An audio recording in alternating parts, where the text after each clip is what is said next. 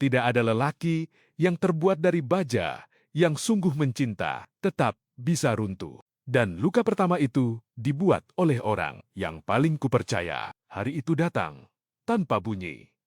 Bukan ledakan, bukan benturan. Bukan benturan, hanya rembesan kecil, pelan, namun cukup untuk merobek seluruh keyakinan. Ada bau asing yang menempel di tubuhnya.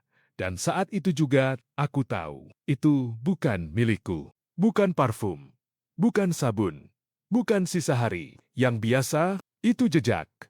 Terlalu jelas untuk dibantah. Campuran yang kasar, asing, dan kotor dengan cara yang tidak perlu dijelaskan. Artinya, cuma satu.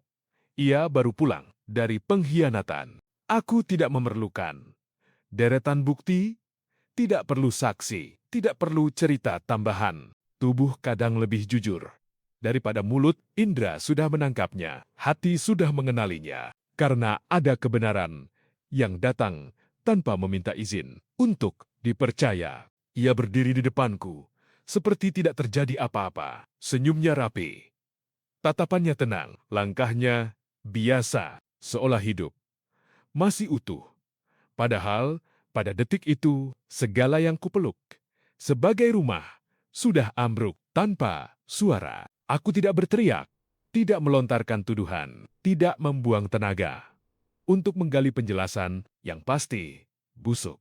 Sebab ada titik saat kata-kata kehilangan kehormatan, dan di titik itu alasan hanya sampah yang tak layak disentuh. Cukup satu kalimat, pelan, dingin, pendek, tapi tajam. Seperti pisau yang tidak perlu diayun dua kali. Aku tahu, dan sejak kalimat itu jatuh, dunia kami tidak lagi retak. Ia langsung terbelah. Terbelah. Air matanya turun.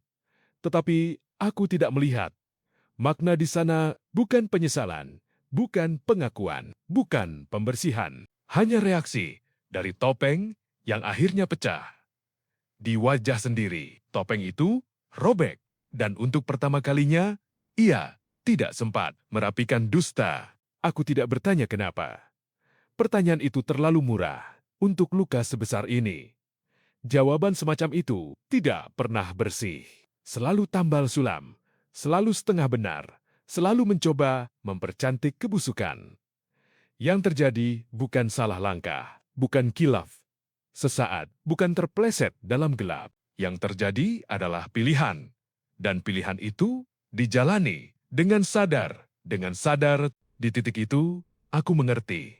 Sesuatu yang pahit, tetapi menyelamatkan cinta tanpa harga diri hanya akan berubah menjadi luka yang dipelihara oleh tangan sendiri. Maka aku memilih berdiri, bukan karena aku tidak hancur, tetapi karena aku tidak lagi rela menjadi kuburan bagi kehormatanku sendiri. Ini bukan akhir yang ribut, bukan akhir yang meledak dengan piring pecah atau teriakan panjang.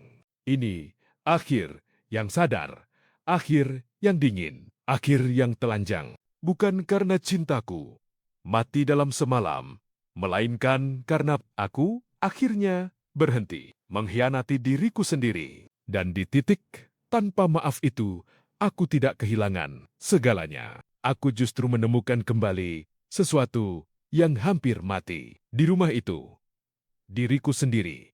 Tanpa dia, tanpa dusta, tanpa sisa harapan yang selama ini hanya memperpanjang luka.